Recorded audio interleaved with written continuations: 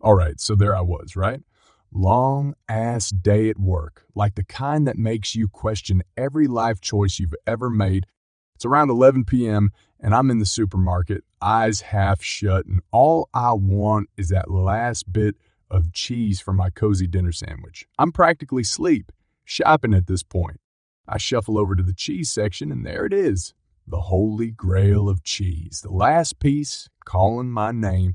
Now, I didn't notice this at first, but as I reach for it, there's this lady, let's call her Karen for the drama effect, who's already half in the bag yelling devs, like her life depends on it. She wants the cheese too, apparently. So I politely tell the seller that I want the cheese, and Corinne, in her drunken wisdom, speed, talks like she's got a plane to catch. I explain it's mine, and she loses it, man. Threatens to get me arrested for assaulting her. I swear I hadn't even touched her. Then, out of the blue, she pulls out a lighter and sets her dress on fire. I'm standing there, cheese in hand, jaw on the floor, and she's threatening to call the cops on me, telling them I set her on fire. Classic Karen move, right? Thankfully, the seller, this hero in a supermarket apron, steps in, tells Karen she's on a one-way trip to Stupidville. He hands me the cheese, and Karen, thinking she's put the fire out, struts off. Here's the kicker. There's still a tiny flame on her dress. I point it out as I'm leaving, trying not to laugh. Cue the waterworks. Karen starts bawling, begging the seller for help. He grabs the nearest thing, a mop bucket, water not exactly crystal clear, because he was mopping before I stumbled in. He tosses it on her, and now she's a wet, flaming mess. Man, I couldn't believe my luck. But the story doesn't end there. I head for the checkout, and Karen, soggy and defeated, is still causing a scene. She's yelling about suing the store and how her rights have been violated. I'm just standing there, cheese in hand, thinking, lady, you set yourself on fire. As I'm paying, Karen storms up to me, dripping wet, smelling like burnt polyester and regret. She's spouting some nonsense about getting a lawyer and how I'll be sorry. I look her dead in the eye and say, lady, the only thing you need is a cab home. She goes silent for a moment, probably realizing how absurd the whole situation is. Then she huffs and storms off, leaving a wet trail behind her. The cashier, who's been a witness to this circus, hands me my receipt with a sympathetic smile. Rough night, she says.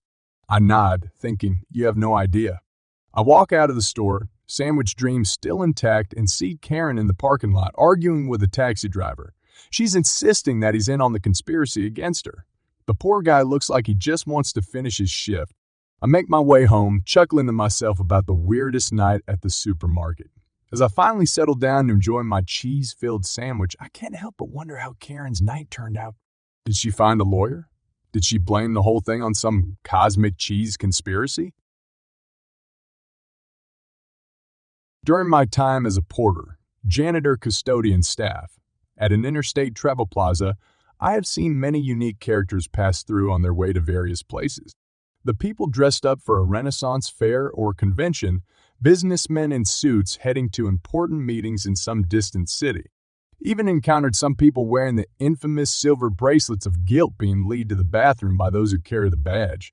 But today, I have arrived to talk about those who drift in for the promise of payment. The employees whose jobs are to make the food and keep the place clean, though our utility roster was always pretty empty.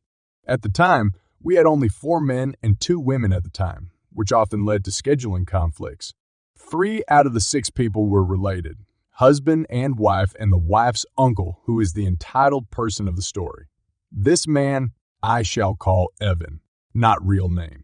Now, when I first met Evan, he seemed like a nice older man who appeared to be a decent guy, though I would work first or second shift, and he would work mostly second or third shift, so I wasn't always around to see his true self. I learned from the other employees that he would sometimes find small things that irritated him, and he would yell about them when it was slow. Another thing about Evan was that he and his nephew-in-law were a bit lazy when on third shift. Often I would ask them both to make sure the trash was taken out before the first shift in the morning, and they rarely did it.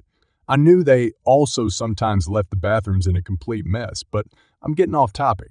Evan and I were once placed together on the second shift one rainy night during COVID. He was off somewhere on the other side of the building, and I was busy sweeping out the lobby. It was a little before the fast food counter closed for the evening, and everyone was cleaning in the back. Out of the rain, walked a Muslim family of 5, and they asked me if they could do their evening prayers inside the plaza. Me, being a kind person, pointed them over to the closed pizza parlor and told them they could do their evening prayer in the dining area as it wasn't going to be used for a while. They thanked me and walked over and set down their prayer mates. After a few minutes, Evan came over and asked me why those people were going into the pizza parlor's dining area. I explained to him that they couldn't pray outside and wanted a place to pray where they wouldn't get in the way of other travelers. This seemed to strike a nerve with him, and he told me that I couldn't do that because then he would have to clean the area to prevent the spread of COVID. I pointed out that they were wearing masks, but he didn't care. After the family finished praying and started to leave, Evan walked over and started yelling at them to get out, that they couldn't pray back there and that they'll make people sick. The 5 of them looked a bit worried and made their way out, but I managed to wish them safe travels before they left. Then, Evan seemed to turn his rage on me and shouted that I wasn't allowed to let anyone use that space as it was for the employees only. This was not true, as the employees could just pick any table they wanted to eat lunch. Then he said something that shocked me more than I could imagine at the time. Evan said, "I hope that family gets COVID and dies." I couldn't believe it. He actually wanted COVID to kill that family. And not only that, he also wanted the family to get COVID while they traveled and cause them to die in a car accident. I made sure to steer clear of Evan after that.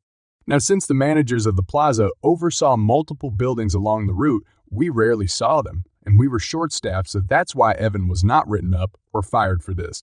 Now, I know some people tended to be paranoid during that ordeal, but I think this was the only time I saw this firsthand. I saw less and less of the guy once the quarantine lifted and I moved over to the kitchen staff. Not sure what happened to Evan after I left, but hopefully I don't run into him again.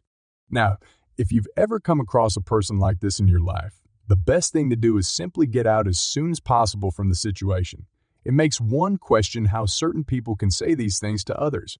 I doubt the world will ever know, but in Evan's case, I think he just wanted to assert some type of dominance, even if it was for but a brief moment.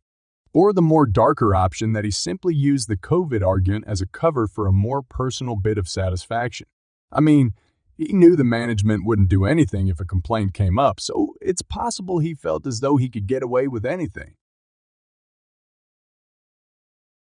This is probably really pity, and that's fine. You can say so because I, 15 female, don't even care at this point.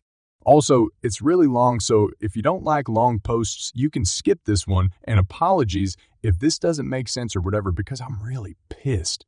2 days ago, we were at home, and then my mom came back from her doctor's appointment and randomly said that she wanted to go out for lunch.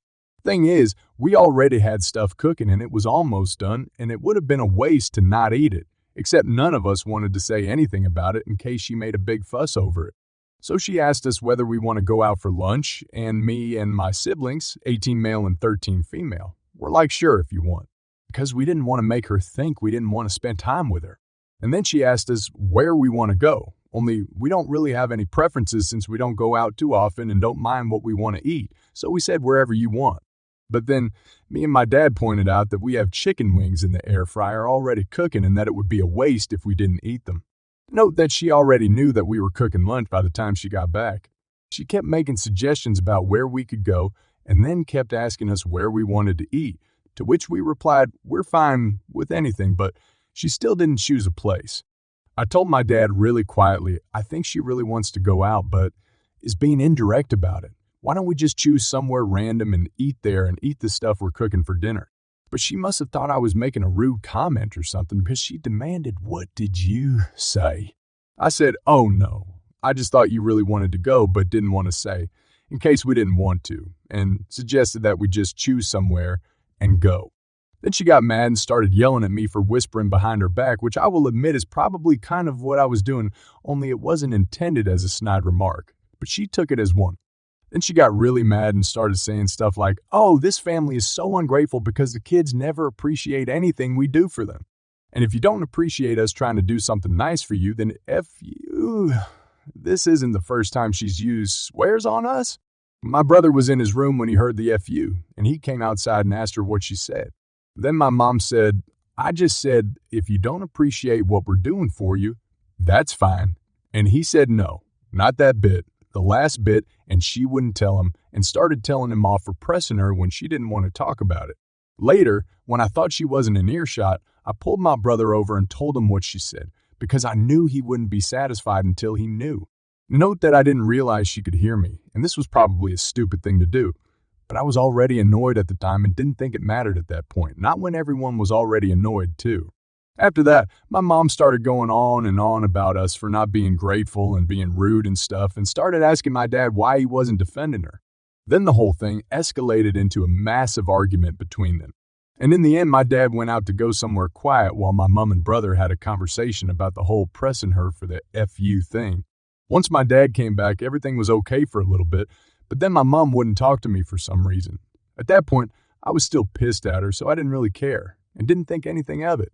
I think this bit was my fault, but anyway, then yesterday, my dad called me to the kitchen and told me that he wanted me to apologize to my mom, and still being annoyed, I just mumbled that I was sorry. Even though I didn't even intend for her to hear the whole, it was FU and didn't intend to make any snide remarks either. Then she wanted me to come over to talk about it, and I just went over, but I think she could tell that I didn't want to talk about it and started lecturing me on having bad attitude and how I probably wasn't even sorry in the first place. Truth is, I was kind of sorry, but I didn't want to let her know in case she thought it meant that none of it was her fault in the first place. She started calling me wicked. We're Christian, so that's probably why. And said stuff like, how could you have so much evil in your heart? And I couldn't even imagine doing that to my own parents. Of course, I didn't want to apologize after that since she was making a bigger deal out of the situation than necessary. My dad came to my room to talk to me after a few minutes, and I was already a mess by then. And at that point, I was so angry that I told him I wasn't going to apologize if she was going to act like that. I think apart from the attempt at an apology, I said like 3 words to my mother the whole day. I still haven't said anything, and I'm not going to. Because then, what will likely happen is that she will think she got away with causing a fight. Side note, in all my 15 years, I haven't actually heard her apologize to anyone once. This morning, my dad told me that I had to be at least start talking to her by the 9th, because that's when we're going on holiday. He said I had to be a good daughter and be nice to her since she's my mother, without giving any other reasons. Personally, I do not think that this is a good reason to let her get away with anything, because being ejected from someone's loins does not qualify them for unconditional love. He then threatened me with making me stay in the same room as her on holiday if I didn't at least say something to her. That's basically the end of the rant because I don't want it to go on for too long. I might post an update if anything happens. Thanks for reading so far, and any advice is also appreciated. This is a weird story that just happened over the weekend. Thought y'all might enjoy it. So, Saturday night, the missus and I are lying in bed trying to go to sleep when I hear some noise from the back door. Storm door opens and slams shut. I'm not fully asleep yet, so I put on pants and shirt I can find and grab my trusty shotgun. We moved to the mountainside, and most of the area is still wooded, and living in such condition, wild animals are an issue. We have bears, coyote, raccoon, and bobcat, to name a few. So, as I'm moving to the back door, I hear a window break in the back garage. I look out and see someone breaking into my garage. I scream for the wife to call the sheriff office. Around here, 911 doesn't work well for breaking in. We are connected with a couple of counties, and it gets confusing for them. We get quicker response by calling them directly. I'm now in go mode thinking some meth head is trying to score some tools for some quick cash. Got out of the house and noticed this person's truck still running. I did the only thing I could think of and took the key out of the truck and put it in my pocket and waited for the deputies to show up. Took them 20 minutes to show up. One was state police, the other was local sheriff deputy, who were doing radar 10 miles up the road. Wife and I know them both. With my gun in hand, I told them someone was in the garage, and I haven't approached it yet, but here's the key to the perp truck. They go in, gun donned out, and deal with the situation. The dude was passed out on an old bench seat for an old truck I have by the tool bench. They wake him up and arrest him with little to no issues other than him screaming profanity at them. They told me that I can press charge and to come in on Monday to file the paperwork. He's not getting out anytime soon since on top of his breaking in, he's being charged with a DUI. Yesterday, I spent the day traveling trying to fix the window this broke since no stores that are open Sunday in my local area. While in my travels, I'm fuming at the fact that I'm having to do this repair on a piece of junk door from the 70s. My wife was telling me to maybe let him go with a warning, but I'm having none of it. So, this morning, I went to the sheriff's office. The same deputy was there that arrested the perpetrator, so I asked him how the ride with the dude was. This is the version the officer gave me. Officer, why did you break into the garage? Perp, I was trying to get my stuff back, but someone changed the lock. Officer, you know they purchased that place from Kevin 2 years ago, right? Perp, what? That doesn't give them the right to change the lock without telling me. Officer, yeah, they can't. You ain't been in that house for like 4 years, and I was the one who got you out of that house because you beat the hell out of your old lady. That's twice I get to arrest you on the same property. Perp, but he shouldn't be entitled to change the locks, though. Where else I supposed to go? A little backstory on the property. We purchased it from Kevin, who's a school board member, and gave us a decent deal on the property. He had the property as a rental for his nephew for a few years. When his nephew started walking in his dad's footsteps by getting drunk and beating his girlfriend at the time, he evicted him from the property 2 years before we purchased it. When he evicted him, he emptied the content of the garage as all scrap metal. He found that out Sunday morning when his uncle paid him a visit in jail. Kevin had other renters on the property after. He sold it to us because he didn't want the responsibility of it anymore. He's being charged with trespassing, criminal trespassing, breaking and entering, driving under the influence, and property damage of less than $500.